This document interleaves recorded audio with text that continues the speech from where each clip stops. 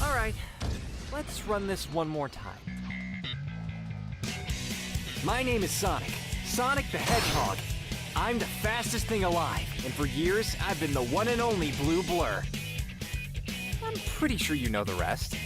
I saved a bunch of people, kicked some baldy butt, saved the world, and then I saved the world again, and again, and again, and again. And I, did this.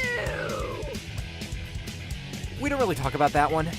Look, I'm a comic book, I'm a cereal, I've had a Christmas special, I have an excellent theme song, and a so-so popsicle.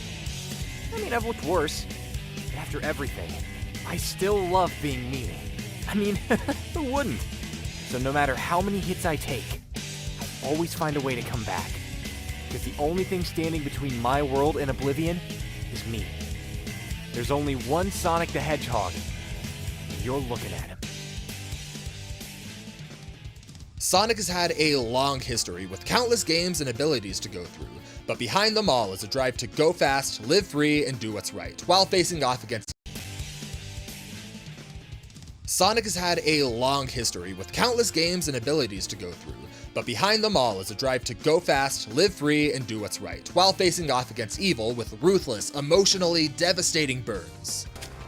Hey! I've been looking for you, Baldy McNosehair! Who are your Brutal. But quips aside, he especially has a passion for protecting nature and life forms who can't help themselves, and he often frees small animals inside robots he destroys. My favorite display of this kindness is in the Chow Garden from Sonic Adventure 2, which honestly has probably taken up hundreds of hours over my life. Anyway, he raises these little guys, puts them through kindergarten, and buys them food on the black market, you know, good parent stuff. But it turns out that they aren't just cute pets. The Chow that he bonds with have been known to fight by his side or grant him special abilities, like reviving him after a lethal blow. You know, I wonder if the Sonic Chows feel bad that he didn't choose to take them over the other Chows when they went so hard into that branding.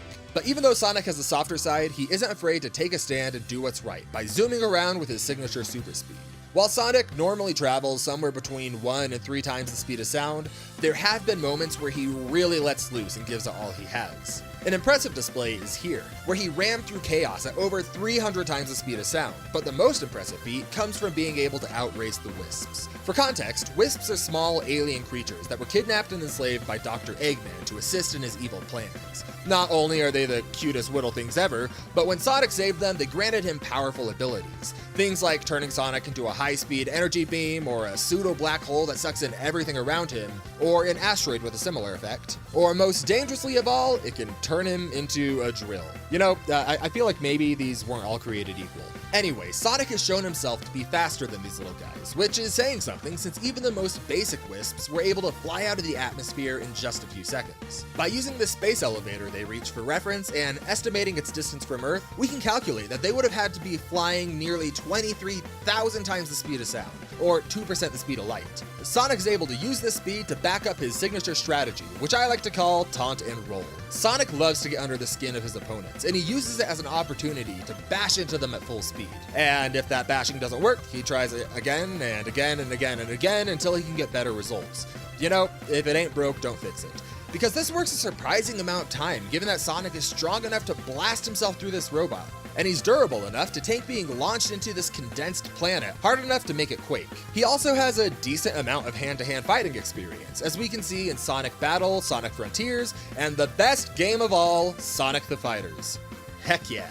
If he still can't come out on top though, he's got plenty of options to tip things in his favor. Thanks to his handy-dandy magical briefcase, yes really, Sonic can carry those Wisps that we mentioned earlier, as well as plenty of power-ups to use at his discretion. He's got shields to protect him from attacks, both purely physical and elemental, gems that allow him to slow time to increase his own speed or shrink down to minuscule sizes, and several other speed-enhancing items. And when that speed is applied to something like ramming into an enemy at max speed, a homing attack at these speeds is like detonating 50 atomic warheads on his opponent with every strike. You know, I say this pretty often, but I especially mean it with Sonic.